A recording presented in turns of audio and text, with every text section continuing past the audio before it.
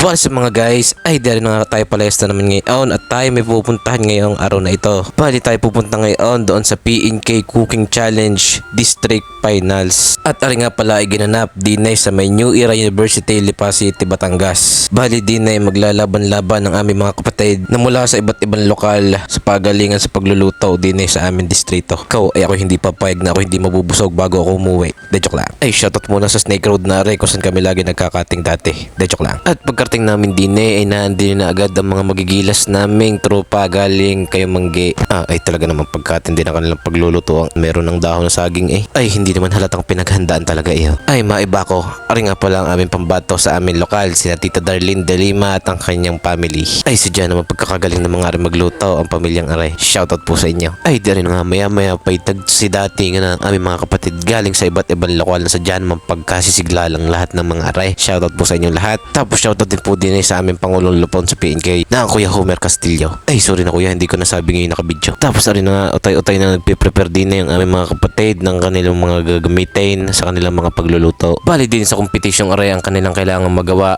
ay ang appetizer, dessert, pancake at saka ang main dish. Ay siya, attendance check muna tayo din ibigay niyo yung pinakamalakas ng hiyawan at palakpakan. Kasi po, kasama sa kaibigan natin, meron po tayong 10% na audience impact. Sarap po maliwanag sa inyo mga kapatid. Simulan po natin sa lokal ng bagong buong lipa! Lokal ng next po, ang preso ng Batangas North, pinakamalaking aktilya sa ating ng distrito lokal ng Lipa City! Lokal ng Lumina Lipa! Lokal ng San Lupa! Lokal ng Tambo! Lokal ng Philippines! Lokal ng Malbor! Lokal ng Namunga! Lokal ng Namunga! Lokal ng Rosario!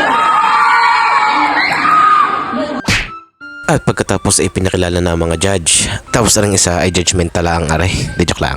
At maya pa ay di na nagsimula na.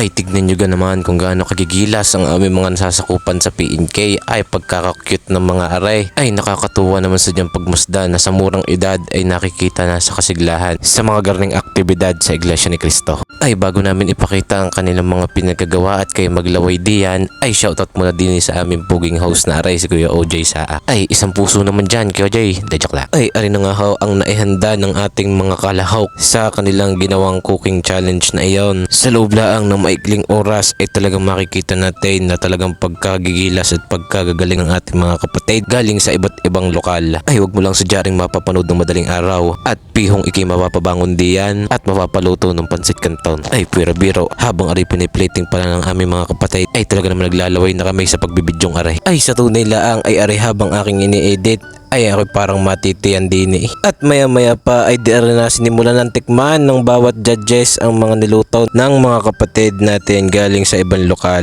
Ay sa tunay lang parang pagkakahirap din nga maging judge sa mga garne. Ay isipin mo na lang halo-halong pagkain ang ilalagay mo sa iyong tiyan. Ay ewan ko naman pag hindi ka pa nagtae. Pero syempre hindi tayo papahuli sa mga gayang kainan. Sarap yung mga guys.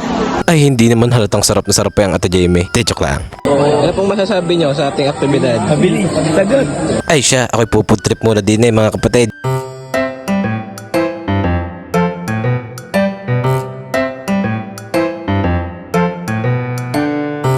At pagkatapos ninyong masaksihan ng aking katakawan, ay di magpapakitang tao muna tayo din eh. Joke lang. Ay di rin na nga mga guys, sa puntong are ay di announce na din eh kung sino ang merong award sa ating ginawang cooking challenge. Ay congratulations ho sa mga nanalong are, at sa mga hindi nanalo ay di congratulations pa rin po dahil tayo ay nakipagkaisa sa mga ganung aktibidad. Sa kabila ng mga nangyayaring pagsubok, kaguluhan at kahirapan sa mundong ito, ay naglulunsad ang ating pamamahala sa loob ng Iglesia ni Cristo ng mga ganitong aktibidad upang mailayo tayo sa mga kalungkutan at patuloy pa tayong maging matibay sa harap ng mga pagsubok na dumaraan sa ating buhay. Kaya naman totoong masarap makita na mula sa ama ng sambahayan hanggang sa pinakabunso nilang anak ay nakikita nating nakikipagkaisa sa mga ganitong kasiglahan. See you there po sa mga susunod pa nating mga aktibidad mga kapatid. Bye-bye!